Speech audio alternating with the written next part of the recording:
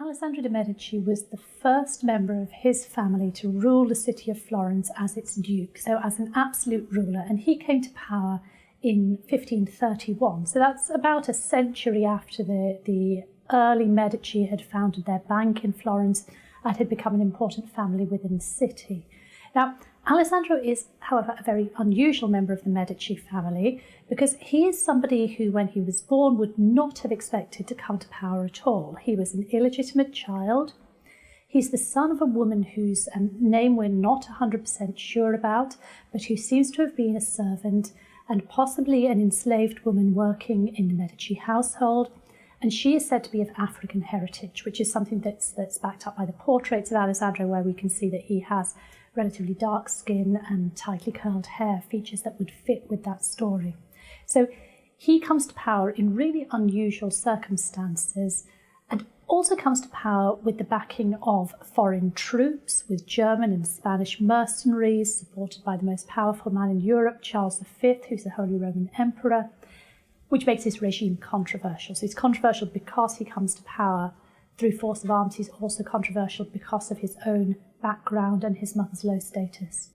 Machiavelli wrote The Prince round about 1513, in the run-up to that time, which is just a couple of years after Alessandro was born. So the two things really, the book and then Alessandro's life really run in parallel in terms of their history.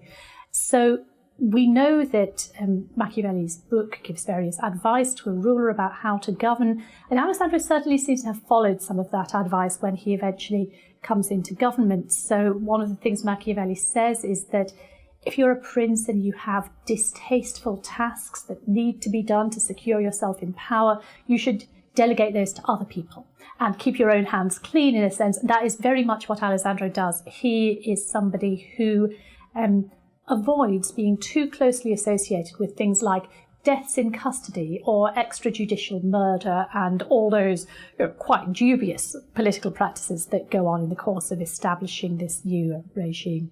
Alessandro lives in a really treacherous world, and he is somebody who faces not only political opposition from outside the Medici family, from people who disagree with him on perfectly good reasons of political principle, but also he faces opposition from within the family itself, and particularly from a resentful cousin, Ippolito de Medici, who is made a cardinal. Ippolito really is unhappy about what happens with Alessandro because he wanted to be the ruler of Florence himself.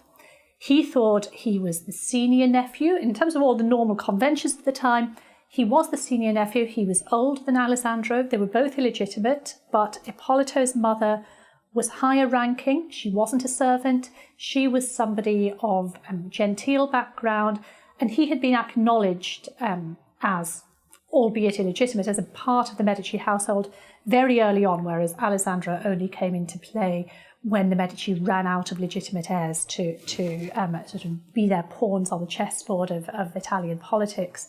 So Ippolito and then other cousins, other family members as well, are also a source of real problems for Alessandro as he tries to establish himself in government. I would say that Alessandro was assassinated twice. He was literally assassinated.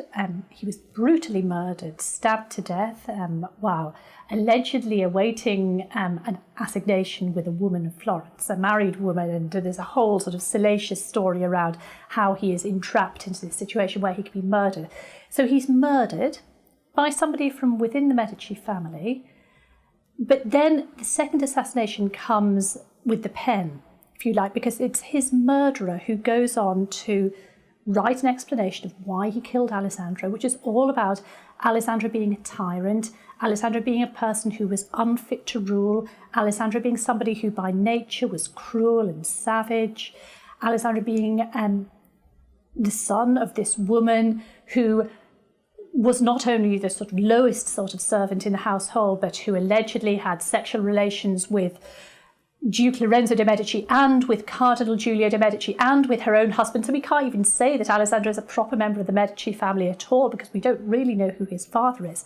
And so this posthumous account justifying the murder, the apology for the murder, if you like, really starts to define Alessandro's reputation very early on as the bad guy, the tyrant who deserved to die.